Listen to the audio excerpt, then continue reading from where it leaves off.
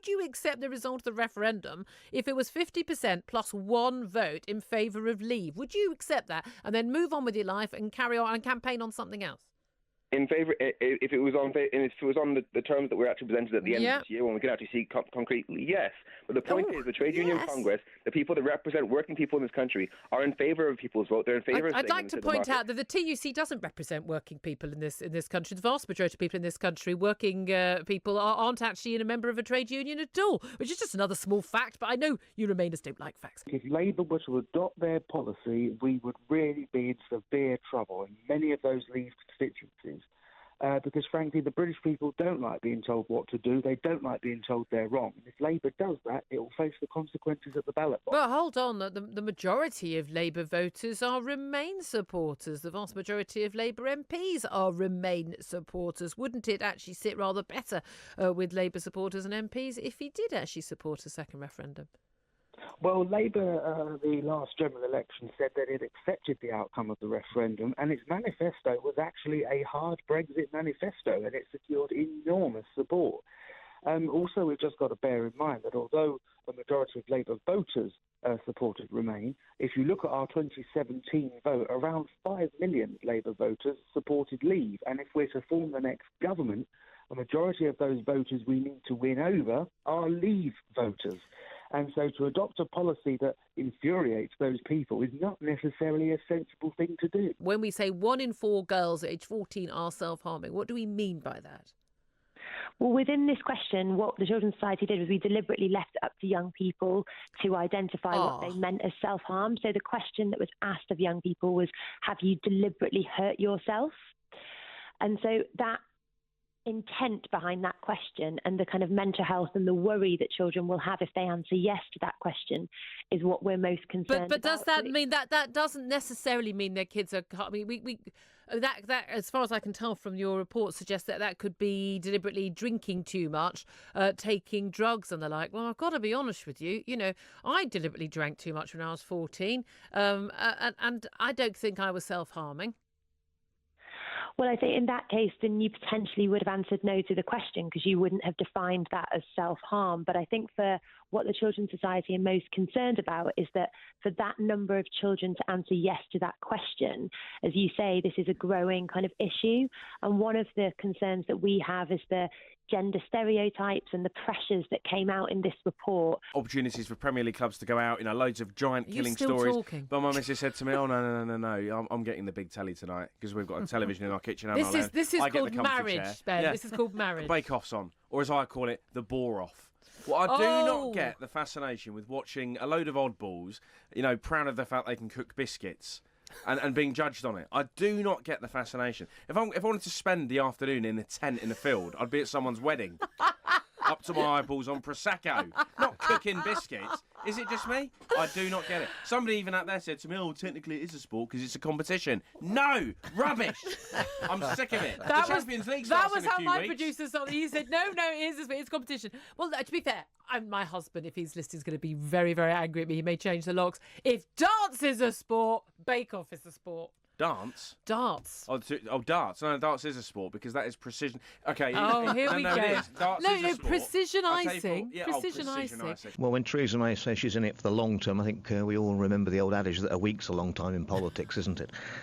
I've spent the last couple of weeks in my constituency during summer recess. I've been delivering leaflets and speaking to supporters, activists, voters on the ground. And there's a deep dissatisfaction with the direction the government's moving on Brexit. It's, in my view and my constituents' view, who voted 61% to leave the European Union, it's not going in the right direction. I can't see, given Theresa May's track record, her leading us into another general election, that fills me with some dread.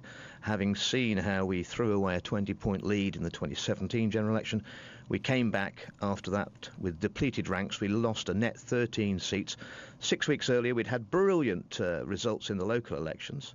And I'm afraid that opinion of the electorate, of the Prime Minister, you don't get a second chance to make a first impression. That's pretty much set. And the thought of her leading us into another election is rather like a member of the Light Brigade being asked to ride up the valley again when we know what the result's going to be. I think it's the best chance that Jeremy Corbyn, who is really unelectable, has got of getting the keys to number 10. And I just don't think it's in the country's interest or the party's interest for that to happen. Would you be afraid if Jeremy Corbyn was elected as Prime Minister of this country? Yes, I think that's very simple, and I don't believe I'm alone in that. I think the vast majority of Jewish people will be afraid. I mean, we know people have gone in the last year from talking about whether or not they would need to leave the country under a Jeremy Corbyn premiership to actually putting plans in place to do so. And we've seen at least one very prominent lawyer openly talking about that as he is in that position. This is something that the Jewish community in Britain never thought possible. You think this whole thing is a big smear? It's from the far right or the alt-right, the Tories, or wherever it is, you whatever term we're using today. And this is an anti-Labour, an anti-Corbyn thing, and it's all got up by the mainstream media, don't you? It's got two purposes. One is to shut down criticism of Israel's violation of Palestinian human rights. No one is having their criticism of Israel shut down. Of course it is. No. Mate, I can criticise Benjamin Netanyahu's policies on Palestine any day of the week, quite happily. But what's it saying about that they would not accept any rowing back on that clause G? There's nothing in the international definition of anti-Semitism that prevents people criticising the elected government of Israel. Well, don't talk over me. Let me argue if you don't talk nonsense, I won't have to talk over you, will you? I'm not talking nonsense. You You're saying are. I'm talking nonsense. No, I'm not. It says, clause G says, it's delegitimizing Israel by claiming that it's a racist enterprise. Well, it is. That's got nothing to do with its policies. Well, of course Glenn, it has. What do you think the settlement? What do you think the settlements are in the West fundamentally, Bank? What do you think 50 years of occupation of the Palestinians? I don't think that Israel should have done that. I'm quite happy to criticise them. I think the American government, British government, should be more critical of them. But that doesn't mean I walk around talking about Zionists not being properly English in this country. I mean, look, you genuinely think this whole thing is a big smear against Jeremy Corbyn. It's all made up, and he's an absolutely wonderful man. He probably walks on water. He's Magic Santa or whatever it is you think he is. Do you think, though, at some point this is going to actually damage the party and damage Jeremy Corbyn? You're cut me off in a minute, aren't you? Let me say what the irony was about, right? No, I'm not. No, Glenn. No, I'm not. I'm not discussing a week-old story. We're not discussing whether. We are not discussing whether or not Jeremy Corbyn did or did not say something that he did actually say. He's on video saying it. We know what the context was because we've seen the context. Wonga's, really been guilty of really poor practice for the past sort of 5 or 6 years. Made loans to people that couldn't afford to pay it back. And it's now being deluged by compensation claims and having to pay quite a lot of redress for its past poor practice. So, its poor practice included, not assessing loans to make sure that people could afford to repay them. So many people got into financial difficulties. It kind of made up fake lawyers and then threatened to take people to court. So it had to pay redress for that. So it really is a company that, for a long time it lent lots of money to people, and it relied on really aggressive collection practices to get them back. So if you borrowed money from Wonga, it would check your bank account 8 times a day, and then as soon as it saw money come in, it would take it, and then it got stopped from doing that. So that kind of really sort of blew apart its whole. It is extraordinary, isn't it? And it was interesting when people broke down, when they were obviously called before select committees and that, but when they were broke down how they were making their money, vast majority of their profits was coming from these. Just ridiculous telephone number sized interest rates they were charging people who missed their payments. They weren't actually making that much money on people taking out a payday loan, paying it back on the day they were supposed to pay it back with the interest that they'd originally agreed. They were making all their money on the people who couldn't pay it back. And that's who they were targeting, people who couldn't afford to pay back their loans, bizarrely. Lots of other payday lenders have already withdrawn from the market, so that probably harmed Wonga as well, because previously, if you were a Wonga customer, Wonga would lend you money for like 12 months, and then they'd probably, one of the other payday lenders would then step in. But many of the other payday lenders have already left the market. This is a declining market, so that meant that when you kind of did have difficulty repaying, it was Wonga that kind of bore the cost. But it is going to be a very difficult situation because now that if they do go into administration, then anyone with a kind of outstanding compensation claim against them will just join the sort of line of creditors. So, that is very worrying, because they've certainly committed a significant, amount of poor practice over the past few years.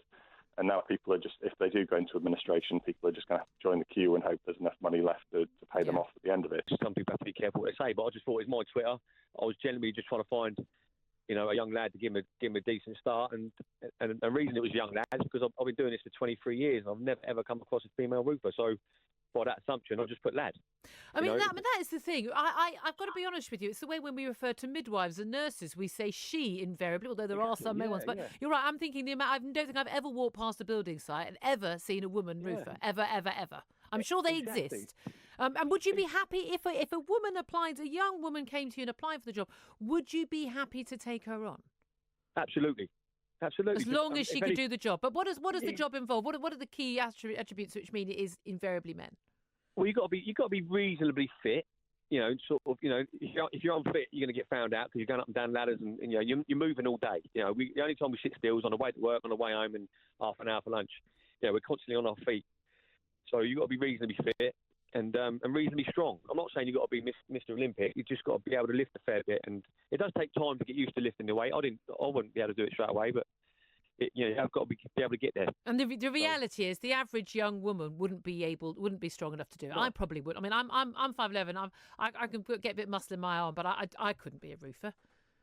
No, exactly, and that's all it is. It's just facts. I'm not being sexist in any way. I've got 4 daughters. I'm not trying to be sexist in any way. I mean, I wouldn't want anyone to be sexist towards them. It's just fact. And we know that 2 in 3 children in this sort of 10 to 17 age bracket are drinking these energy drinks. About 1 in 4 6 to 9-year-olds. We know that our consumption is about 50% more than that of our European counterparts. So they're not doing it in moderation. So you might think it's a funny place to put this in the child obesity plan. Well, not when you consider that some of these energy drinks contain exceptionally high levels of sugar, so about 65% more sugar than other regular soft drinks. So yes, we have taken action with the sugary drinks industry levy, the so-called sugar tax. That was the government action bit. And many have reformulated. That was the intention of the policy when we announced it, Lucozade being a good example. But of course, these products haven't done that. I suppose it's not the recipe that they want. So there's the sugar element to it and the health impacts of that, which is why it's in the obesity plan. So the diabetes challenge, which, as I'm sure you've covered on your show, is huge. No pun intended. And of course, the other health impacts around the cancer impact, for instance, that we're so worried about. And then that's before you even move on to caffeine and all the impacts that we understand from the teacher's profession that is having on learning in the classroom. If people have a good wage, then they don't need to go to payday lenders. And also there are credit unions, of course. There's alternative forms of lending. Banks aren't too bad, but basically the sorts of Wonga capitalized on the fact that Britain had no regulation whatsoever. Up until 1850, Julia, you probably know this, usury was the name of the game. Yeah. It was actually a sin for hundreds of years for people to make money out of poor people. We got a bit giddy after that. The Victorians started getting giddy, and boy, did we get giddy at the beginning of the last 15 years, really, when everything was deregularized. A cap on interest rate is a good thing. Maybe it should be lower, frankly, to contain the way we handle money and so on. But basically, it was the lack of the control that has led to this. And indeed, as you say, I don't think many will mourn the loss of Wonga other than the 500 staff who've lost their job. Yeah, indeed. Well, and there's no doubt at all, obviously, if you are someone who's got a loan with Wonga, paid a loan, that ain't going to be disappearing. That is part of the assets of the company. They will still be wanting that money back. That's and right. That interest. However, if you are somebody who's gone through problems with Wonga in the past and you're entitled to compensation, I'm afraid you're pretty much at the back of the queue when it comes to getting that money. Yes. Yeah, it's funny how it always works out that way, isn't it, Neil? Is it fair for some on the left of the party to say that this isn't a matter of honour, of conscience? This is you jumping before you're pushed. What would you say to that? No, I mean, there's 30-odd people passed a motion. The local party, there are 70,000 electors in Birkenhead. They're the sovereign body. They will decide who's the Labour MP or who is the MP. And I obviously wish next time to fight the seat as a Labour candidate. If not, I will fight it as an independent Labour candidate, and they will decide in those circumstances who they wish to have. They're the body that decides, not a tiny caucus of people in a local Labour Party. Why don't you stand as an independent candidate in a by-election up against a Labour candidate? Well, that might happen. Well, you don't know. You know perfectly well it only happens if you force the by-election. Let me answer your question. It's a huge move that I've made. It's been a terrible move. The idea I can decide everything in one go is crazy. I'll obviously be thinking about this over the next weeks and months, and I'll come to a conclusion about it. Yeah, I still get people come up to me on the street and say, I'm Jewish, why did you say Hitler was a Zionist? I point out, of course I never said that. That's all just this fake news. I mean, I was chatting about 3 months ago to a senior Labour Party officer, and he was saying that they found about 50 people in the party who tweeted something anti-Semitic. Now, that's 1 out of every 10,000 members. I mean, the Labour Party I could find you 50 for anti-Semitism because the Labour Party has spent all its 115 years fighting every form of bigotry. But I could find you 50 tweets in 5 minutes from people claiming to be Corbynistas. I mean, are they all fake Russian bots? Oh, I'm sure a lot of it is fake. Yeah, and that's the trouble with fake news. All around the world, people think. Is this whole thing? Is the anti-Semitism? Look, someone like Frank Field, who's been a highly respected MP for almost 40 years, is he just falling for this right-wing smear campaign against Jeremy Corbyn? Yes, he desperately wants Jeremy Corbyn not to be the leader of the Labour Party. He was completely committed to the Blair agenda and all of that, which most people now look back on and think that was a real disappointment and a failure. That government didn't do. Well, you say most people. I mean, Tony Blair was re-elected twice after being elected the first time round. I mean, he won 3 general elections. I mean, Corbyn did very well at the last election, but last time I looked, he isn't in number 10 Downing Street, and Tony Blair was. Yes, but if Labour MPs hadn't spent all that time in the run-up to that general election trying to get rid of Jeremy Corbyn and all of that nonsense, we might have pulled it off. We only had to take 7 more seats from the Tories and Jeremy would be in Downing Street. Yeah, what a terrifying thought.